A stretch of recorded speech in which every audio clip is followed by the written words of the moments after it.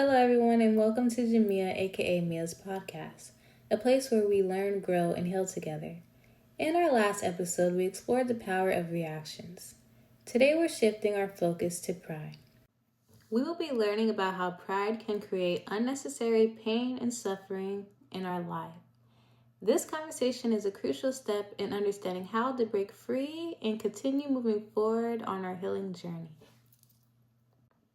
Let's define pride, shall we? Pride, an inflated sense of self-importance, often leading to arrogance, stubbornness, or a lack of humility. The Bible definition of pride is, Jesus says that pride is one of the many evil things that come from within and defile a man. Mark 7, verse 21 through 23. By pride comes nothing but strife. Proverbs 13, verse 10. When pride comes, then comes shame. Pride is often associated with self-reliance and rebellion against God, placing one's own will above His. It is viewed as the root of sin. Proverbs 16, verse 18, pride goes before destruction. After reflecting on the definition of pride, I have come to realize that everyone has experienced it in some form. Pride often shows itself in our relationships, teamwork, workplaces, and even in our relationship with God, especially when we disobey His commands and follow our own desires instead.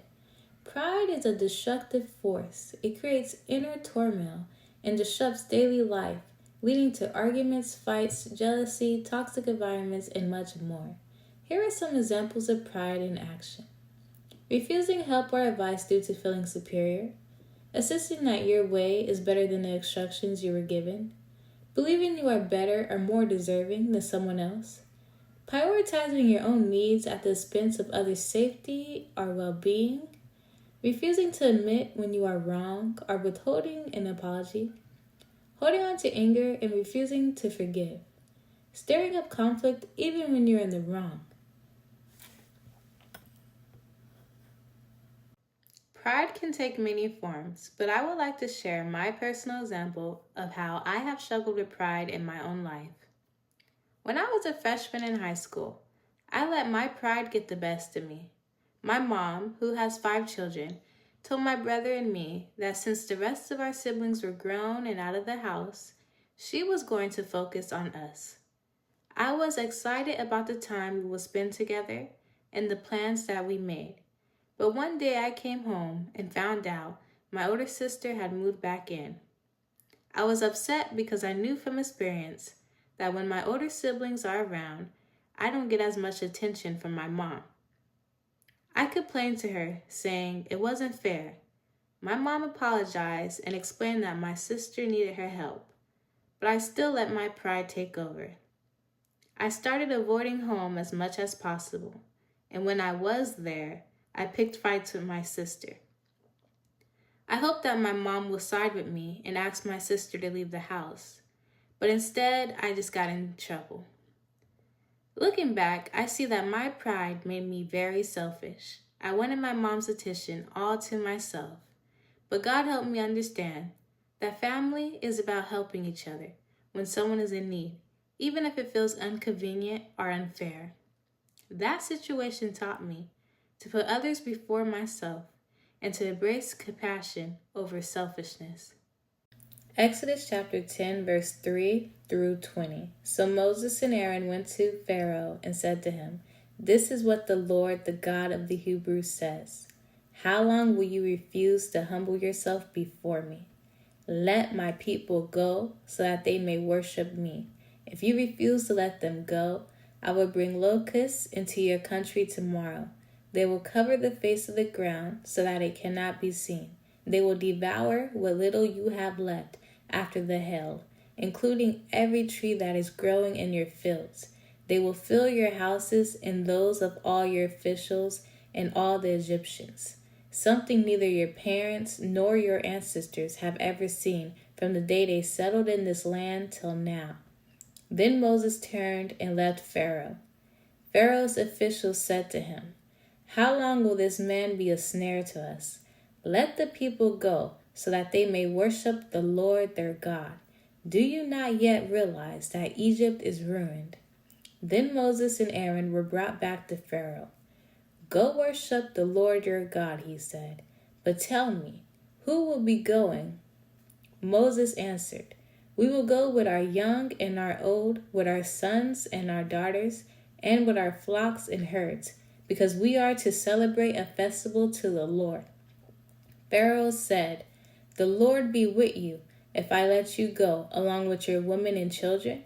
Clearly you are bent on evil. No, have only the men go and worship the Lord, since that's what you have been asking for." Then Moses and Aaron were driven out of Pharaoh's presence.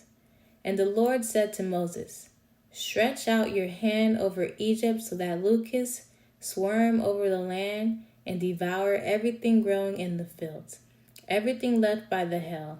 So Moses stretched out his staff over Egypt, and the Lord made an east wind blow across the land all that day and all that night.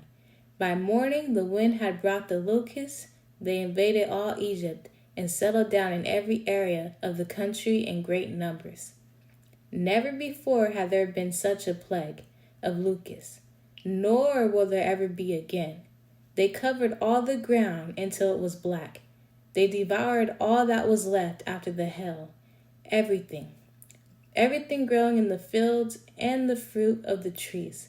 Nothing green remained on trees or plants in the land of Egypt.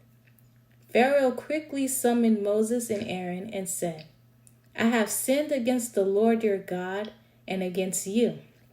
Now forgive my sin once more and pray to the Lord your God to take this deadly plague away from me." Moses then left Pharaoh and prayed to the Lord, and the Lord changed the wind to a very strong west wind, which caught up the locusts and carried them into the Red Sea. Not a locust was left anywhere in Egypt, but the Lord hardened Pharaoh's heart, and he will not let the Israelites go. Exodus chapter 10, verse 3 through 20 teaches us an important lesson about the dangers of pride and disobedience. Pharaoh was very stubborn and refused to listen to Moses and Aaron, who were delivering God's commands. God told Pharaoh to let the Israelites go so they could worship him, but Pharaoh's pride made him refuse. This refusal did not only hurt Pharaoh, but it also caused great suffering for all the people of Egypt. Because Pharaoh would not obey God, God sent locusts to punish Egypt. These locusts were not ordinary insects. They came in such large numbers that they covered the ground and made it look black. They ate everything left after the earlier hailstorm, including all the crops, trees, and fruit. The land was left completely barren, destroying the food supply and the economy of Egypt. Pharaoh's officials even begged him to let the Israelites go, warning him that Egypt was already ruined. But Pharaoh continued to let his pride control him. Even after the locusts came, Pharaoh pretended to change his mind and asked Moses to pray for the plague to stop. However, as soon as the locusts were gone, Pharaoh hardened his heart again and refused to free the Israelites. This story shows us that Pharaoh's pride did not only hurt him, but it also caused pain and destruction for everyone in his land. God gave him many chances to do the right thing, but Pharaoh kept refusing. His pride made him blind to the suffering of his people and deaf to God's warning. From this chapter, we learn that pride and stubbornness can lead to great harm. When we ignore God's instructions, it doesn't just affect us. It also hurts the people around us. This story reminds us to be humble, listen to God, and make choices that align with his will. Obeying God brings blessings, and disobedience brings unnecessary pain and destruction. Do not let pride be the reason why you miss out on God's blessings. Listen to his voice and follow his guidance. Set aside your pride and ego and choose to approach life with humility and love. Pride only leads to destruction, and the consequences of holding on to it are never worth it. Instead of being like Pharaoh, who allowed his pride to bring ruin, let's strive to be like Moses, obedient and faithful to God's direction. A humble heart paves the way for God's blessings and purpose to unfold in your life. Thank you for joining me on Jamiea, aka Mia's podcast, where we talked about pride. Together we learned that pride leads to destruction. Always remember to listen to God and trust His plan. His way is greater than ours. Let go of pride, embrace His wisdom, and start living a better life.